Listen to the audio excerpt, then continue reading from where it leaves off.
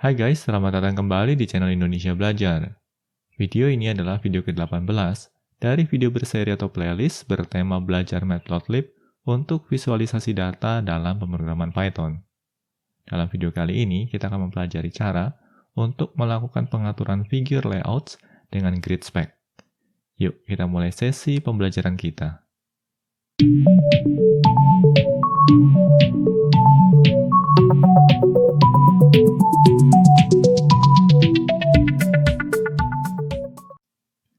Oh ya guys, sekadar mengingatkan bagi kalian yang belum subscribe di channel Indonesia Belajar ini, pastikan kalian untuk subscribe dan aktifkan juga tombol loncengnya. Karena di tiap minggunya kami selalu mengupload video-video tutorial terbaru terkait dunia ID. Jadi pastikan kalian untuk stay tune terus di channel Indonesia Belajar ini. Nah di sini seperti biasa, kami juga sudah menyiapkan file notebook dan kita akan coba switch dulu ke presentation mode. Dalam sesi pembelajaran kita kali ini, kita akan mempelajari cara untuk melakukan pengaturan figure layouts dengan grid spec. Kita lanjut ya guys ke slide berikutnya. Nah, di sini pertama-tama kita akan import dulu beberapa modul penting. Pada sel yang di sisi atas, seperti biasa, kita akan aktifkan juga Magic Command Matplotlib Inline. Magic Command Matplotlib Inline ini berfungsi untuk melakukan redirection agar output yang dihasilkan oleh Matplotlib bisa ditampilkan dalam halaman Jupyter Notebook. Lalu berikutnya, di sini kita akan mengimport beberapa modul. Kita akan coba eksekusi dulu skripnya di sini. Sebenarnya di sini ada dua modul dasar yang kita import. Modul yang pertama adalah Matplotlib dan modul yang kedua adalah NumPy. Nah, hanya saja untuk Matplotlib di sini kita secara spesifik melakukan import untuk pyplot dan grid spec. Untuk pyplot di sini kita import sebagai PLT, sedangkan grid spec kita import sebagai grid spec. Lalu untuk NumPy di sini kita akan import sebagai NP. Dan pada bagian akhir di sini kita juga melakukan printout terkait versi dari Matplotlib dan versi dari NumPy yang kami gunakan saat ini. Kita coba lanjut ya guys ke slide berikutnya. Pada slide ini kita akan coba untuk melakukan plotting yang sederhana dengan menggunakan layout 2x2. Nah, layout 2x2 ini akan dibentuk dengan memanfaatkan subplots. Kita coba eksekusi dulu saja ya guys skripnya di sini. Seperti biasa, karena kita berada dalam presentation mode, maka tampilannya agak sedikit kacau. Di sini kita bisa back dulu, lalu forward lagi. Dan sekarang tampilannya sudah menjadi lebih baik. Nah, di sini kita akan coba pahami ya guys proses pembuatan plottingnya. Pertama-tama di sini kita akan siapkan dulu datasetnya, di mana di sini kita menyiapkan dua buah variabel, yaitu variabel siswa dan variabel UAS. Variabel siswa ini digunakan untuk menampung 4 buah nama siswa, sedangkan variabel UAS ini digunakan untuk menampung nilai UAS dari keempat siswa ini. Lalu berikutnya di sini kita akan membentuk figure dan aksesnya. Seperti biasa ya, caranya kita memanggil fungsi plt.subplots. Hanya saja kali ini kita ingin membentuk layout 2x2. Artinya di sini kita perlu menspesifikasikan jumlah kolom dan juga jumlah baris. Dalam hal ini jumlah kolomnya ada 2 dan jumlah barisnya ada 2. Jumlah kolom ini akan didefinisikan dengan menggunakan parameter nCols. Sedangkan jumlah baris akan didefinisikan dengan parameter nRows. Lalu berikutnya di sini kita juga menyertakan parameter constraint layout yang kita beri nilai true. Nah, nanti di sini kami akan jelaskan apa sih fungsi dari constraint layout yang kita beri nilai true ini. Untuk memahami topik layout dengan lebih baik, maka ada baiknya di sini kami coba komen dulu proses plottingnya. Kita beri komentar dulu ya guys di sini. Lalu kita coba eksekusi ulang skripnya. Dan ini dia hasilnya. Seperti biasa ya, tampilannya kacau lagi. Kita bisa back dulu, lalu kita forward lagi. Nah, bisa kita lihat di sini ya, sebenarnya di sini terdapat 1 buah objek figure dan 4 buah objek akses. Ini akses yang pertama, akses yang kedua, akses yang ketiga, dan akses yang keempat. Berikutnya kita akan coba pahami parameter constraint layout ini. Semisal saja nilai true-nya kita ubah menjadi false. Lalu kita coba eksekusi ulang skripnya.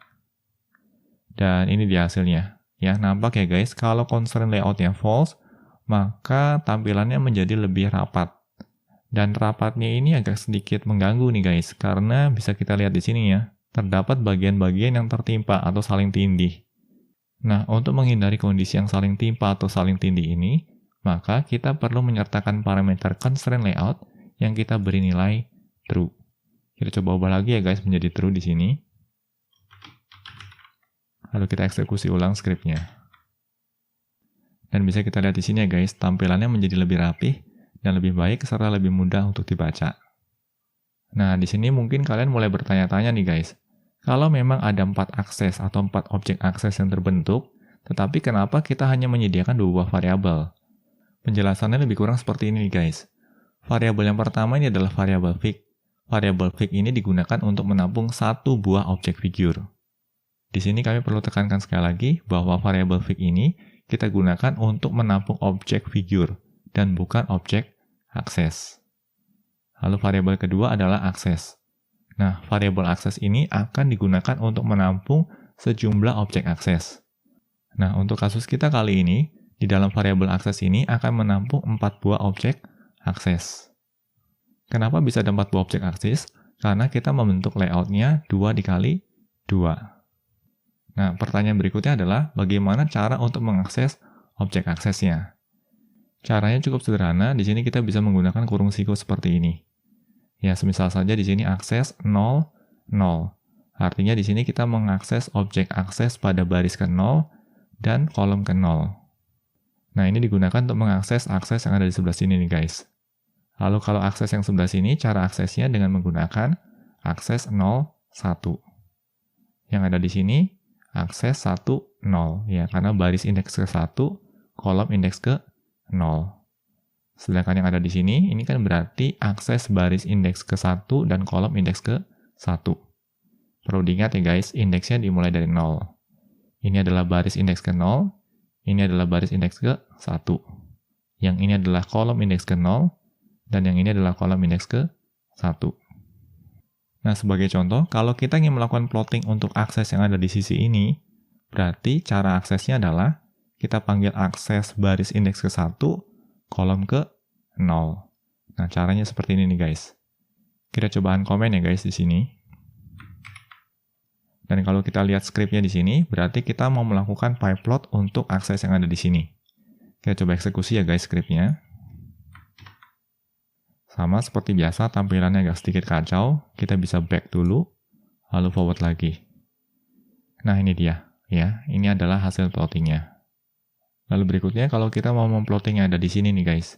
Ini kan berarti baris indeks ke-0, kolom indeks ke-1. Berarti yang ini nih. Kita coba aktifkan ya guys skripnya. Lalu kita eksekusi. Kita back dulu, lalu forward lagi. Dan ini dia hasilnya. Lalu berikutnya, untuk akses 00, berarti yang ada di sebelah sini nih guys. Kita cobaan komen ya.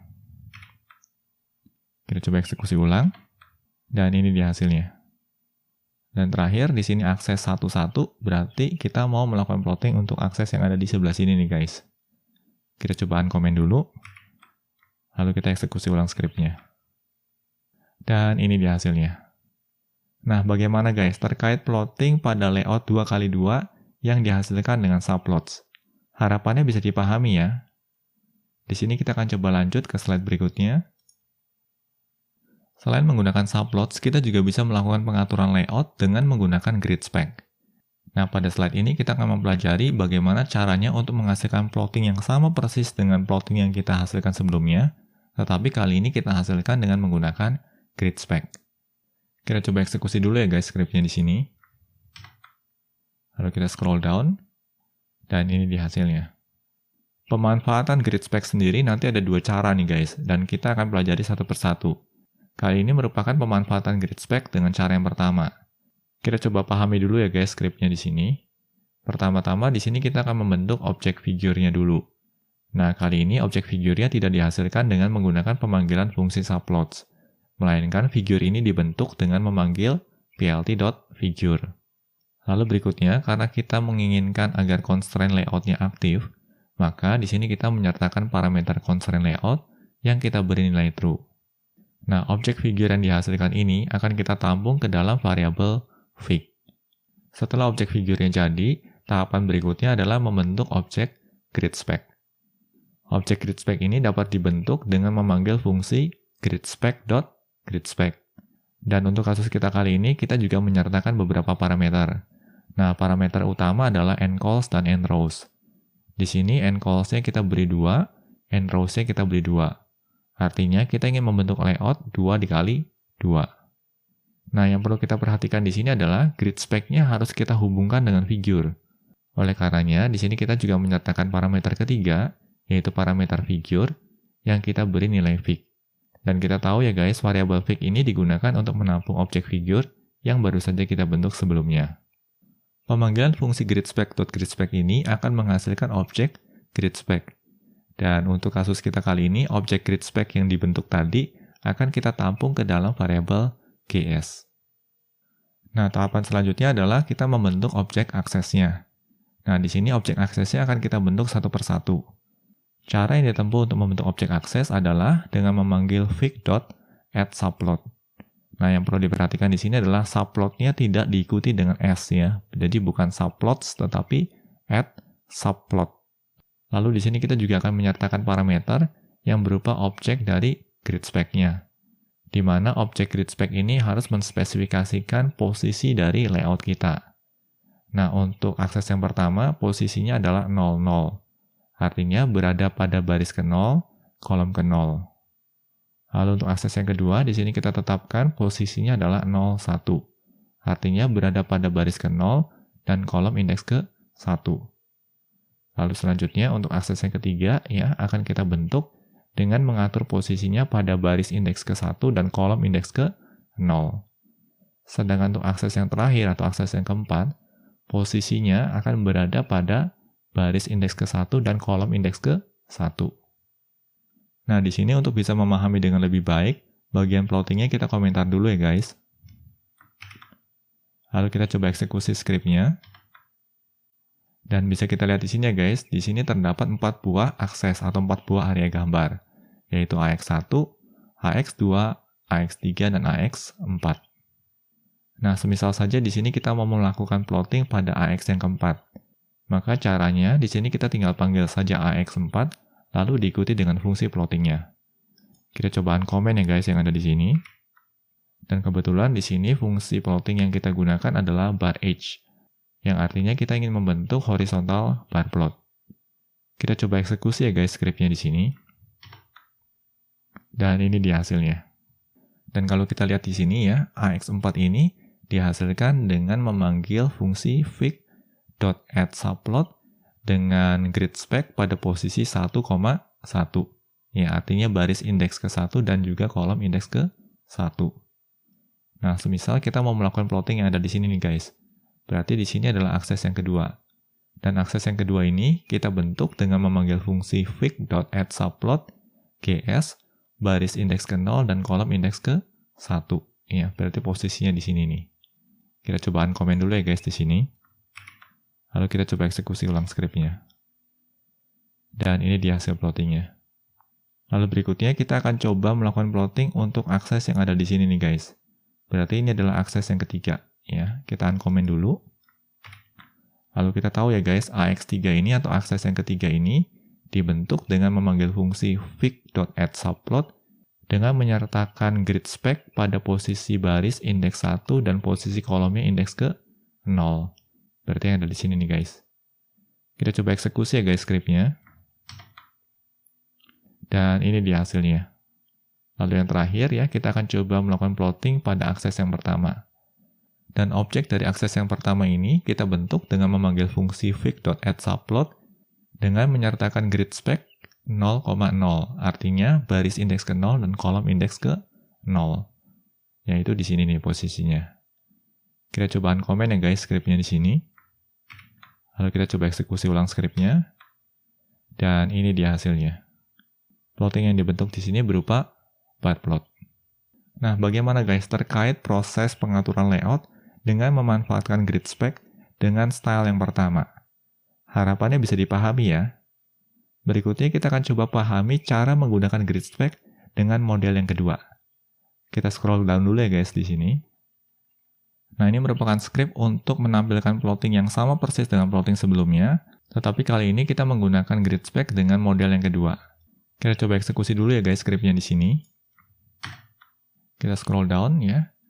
Bisa nampak di sini ya guys, plotting yang dihasilkan sama persis dengan plotting sebelumnya. Nah, di sini kita akan coba pelajari dulu mekanismenya. Pada style yang kedua ini sama ya guys, pertama-tama di sini kita bentuk dulu objek figure-nya. Nah, objek figure ini dibentuk dengan memanggil fungsi plt.figure. Dan di sini kita menyertakan parameter constraint layout yang kita beri nilai true. Lalu objek figure ini kita tampung ke dalam variabel fig. Nah, yang berbeda itu di sisi ini nih guys.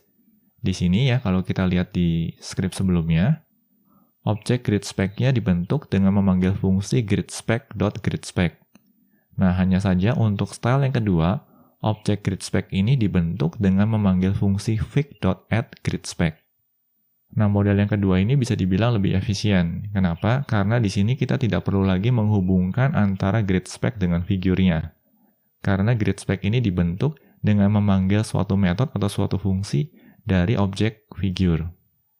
Lalu berikutnya di sini kita juga menyertakan dua buah parameter penting, yaitu endCalls dan endRows. EndCalls ini digunakan untuk menentukan banyaknya kolom, sedangkan endRows ini digunakan untuk menentukan banyaknya baris. Selanjutnya, objek gridSpec yang terbentuk ini akan kita tampung ke dalam variabel gs. Lalu pada tahapan-tahapan berikutnya sama persis nih guys dengan model yang pertama. Yaitu di sini kita akan membentuk 4 buah objek akses ya. Objek akses yang pertama ini dibentuk dengan memanggil fungsi fig.addSubplot dengan posisi gridSpec-nya adalah 0,0. Berarti pada baris indeks ke 0, kolom indeks ke 0. Lalu untuk objek akses yang kedua, kita bentuk dengan memanggil fungsi fig.addSubplot dengan menyertakan gridSpec 0,1. Atau dengan kata lain, untuk objek akses yang kedua ini berada pada posisi baris indeks ke 0 dan kolom indeks ke 1. Lalu berikutnya untuk objek akses yang ketiga, kita bentuk dengan memanggil fungsi fig.addSubplot, lalu kita menyertakan gridSpec dengan posisi 1,0.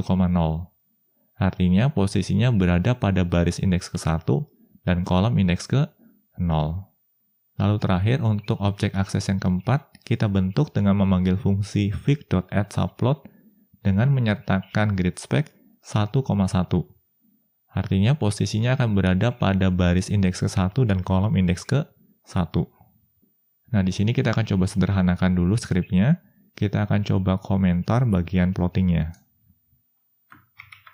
Lalu kita coba eksekusi skripnya. Kita scroll down, dan ini dia hasilnya. Bisa nampak di sini ya guys, terdapat 4 buah akses. Lalu serupa dengan kasus sebelumnya, kalau kita ingin menggambar pada akses yang kedua, berarti kita tinggal panggil saja ya AX2, lalu diikuti dengan plottingnya. Semisal di sini kita mau menghasilkan sebuah pie plot, berarti kita panggil AX2.pie. Kita coba eksekusi ya guys skripnya di sini. Kita scroll down, dan ini dia hasilnya. Lalu berikutnya, misalkan saja kita mau melakukan plotting untuk akses yang keempat. Berarti di sini kita tinggal panggil saja AX4 ya, lalu diikuti dengan plottingnya. Nah, di sini kita mau melakukan plotting horizontal bar plot. Kita coba eksekusi ya guys skripnya di sini. Kita scroll down, dan ini dia hasilnya. Lalu berikutnya, misalkan saja kita mau melakukan plotting untuk akses yang pertama. Berarti di sini kita tinggal panggil saja AX1, lalu diikuti dengan plottingnya. Nah, untuk kasus kita kali ini, kita ingin membentuk bar plot. Kita coba eksekusi ya guys skripnya di sini. Kita scroll down, dan ini dia hasilnya. Dan terakhir, di sini kita akan melakukan plotting untuk akses yang ketiga. Berarti di sini kita tinggal panggil saja AX3, lalu diikuti dengan function plottingnya. Semisal saja di sini kita ingin membentuk pie plot pada akses yang ketiga. Kita eksekusi dulu skripnya di sini. Kita scroll down, dan ini dia hasilnya. Nah, ini terkait mekanisme untuk melakukan plotting pada layout sederhana yang dihasilkan dengan menggunakan gridSpec. Harapannya bisa dipahami ya guys. Nah, pada slide berikutnya kita akan mempelajari topik yang sedikit lebih kompleks. Kita lanjut ya guys ke slide berikutnya. Salah satu kelebihan utama dari pengaturan layout dengan gridSpec bila dibandingkan dengan subplots adalah sewaktu kita menggunakan gridSpec, kita memiliki kebebasan untuk melakukan row span dan call span. Nah, untuk lebih jelasnya, kita coba eksekusi dulu ya guys script yang ada di sini. Kita scroll down di sini, dan ini dia hasilnya. Nah, kalau kita perhatikan di sini, layout dasarnya adalah 2x2. Hanya saja di sini kita melakukan perluasan kolom untuk baris pada indeks yang ke-0. Nah, bisa kita lihat di sini ya guys, untuk baris indeks ke-0 terjadi perluasan kolom yang tadinya ada 2 kolom menjadi 1 kolom. Di sini kita akan pelajari ya guys bagaimana caranya. Nah, seperti biasa, pertama-tama kita akan bentuk dulu objek figurnya dengan memanggil fungsi plt.figure. Kali ini kita juga set constraint layoutnya sebagai true. Lalu objek figure ini kita tampung ke dalam variabel fig. Lalu berikutnya kita akan mulai bentuk objek grid spec-nya. Nah, objek grid spec ini kita bentuk dengan memanggil fungsi fig.addGridSpec. Lalu di sini kita menyertakan parameter encalls dan enrows, di mana nilai encalls-nya adalah 2 dan enrows-nya adalah 2. Lalu objek grid spec ini kita tampung ke dalam variabel gs. Nah, bisa kita lihat di sini ya guys, pada dasarnya layout basic-nya adalah 2x2. Selanjutnya kita akan membentuk objek akses. Untuk objek akses yang pertama, di sini kita memiliki kebutuhan khusus. Kebutuhannya adalah kita mau agar akses yang pertama ini berada pada baris ke-0, hanya saja akan menempati 2 buah kolom. Artinya di sini akses yang pertama butuh untuk melakukan call span atau perluasan kolom. Nah, cara membentuk objeknya menjadi seperti ini nih guys. Kita panggil fungsi fig.addSubplot. Untuk gs-nya atau grid spec-nya, bagian barisnya kita beri nilai 0 yang mengindikasikan bahwa posisi barisnya berada pada indeks ke-0. Hanya saja untuk bagian kolomnya, di sini kita menggunakan blank, titik 2 blank. Artinya di sini kita mau menggunakan keseluruhan kolom yang tersedia. Notasi semacam ini merupakan notasi yang cukup umum ditemui dalam pemrograman Python yang terkait dengan topik slicing.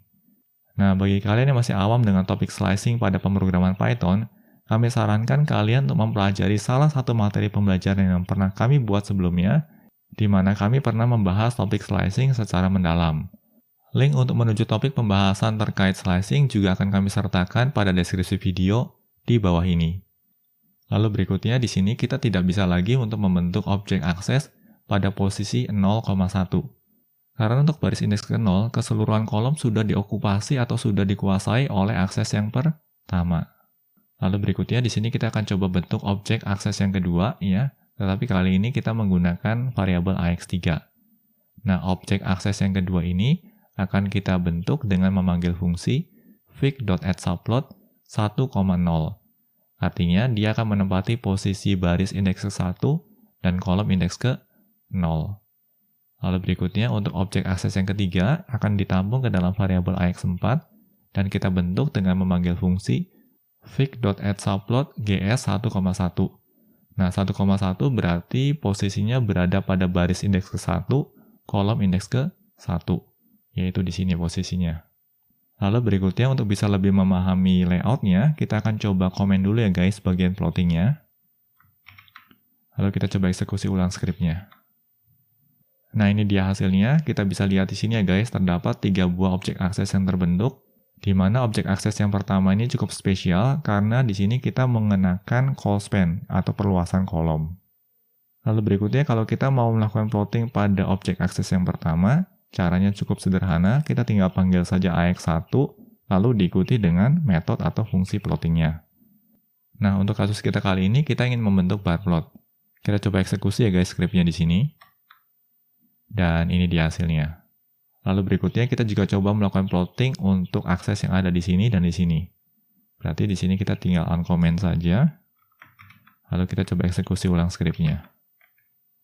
Dan ini dia hasilnya. Nah, bagaimana guys terkait dengan call span dan row span sederhana? Harapannya bisa dipahami ya. Berikutnya, di sini kami juga sudah menyiapkan studi kasus yang lain yang lebih kompleks ya. Dan studi kasus ini digunakan untuk memperdalam pemahaman kita terkait call span dan row span pada grid spec. Kita coba eksekusi dulu ya guys skripnya di sini. Lalu kita scroll down, dan ini dia hasilnya. Nah, dengan melihat hasil yang ada di sini, sebenarnya kita bisa menebak nih guys. Layout dasarnya adalah 3x3, ya. Di mana jumlah barisnya ada 3 dan jumlah kolom dasarnya ada 3. Sebelum dilakukan perluasan. Dan di sini bisa kita lihat ya guys, untuk akses yang pertama ini, ya, atau akses pada baris indeks ke-0 ini, dia mengalami perluasan kolom, ya, dan perluasannya lumayan ekstrim ya, karena dia menguasai semua kolom yang terdapat pada baris indeks ke-0.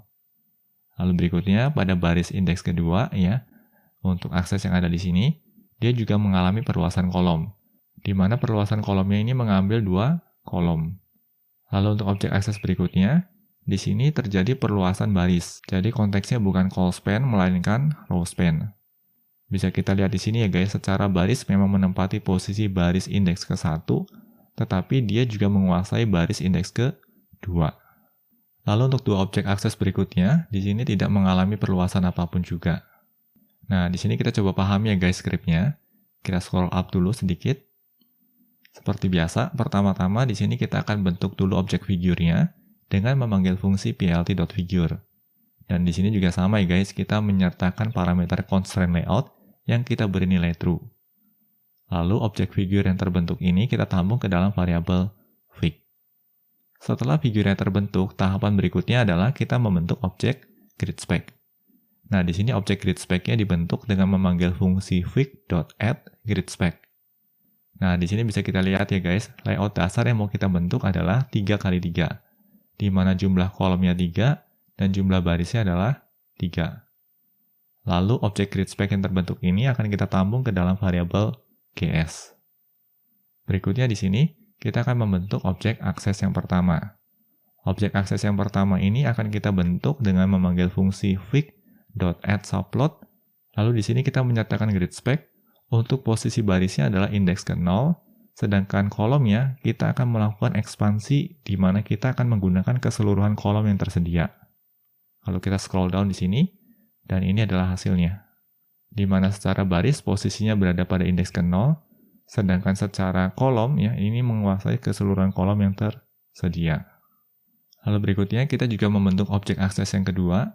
Objek akses kedua ini kita bentuk dengan memanggil fungsi fig.add_subplot dengan menyertakan gridSpec untuk barisnya pada posisi indeks ke-1, di mana untuk kolomnya di sini kita juga melakukan perluasan sampai dengan kolom indeks -1.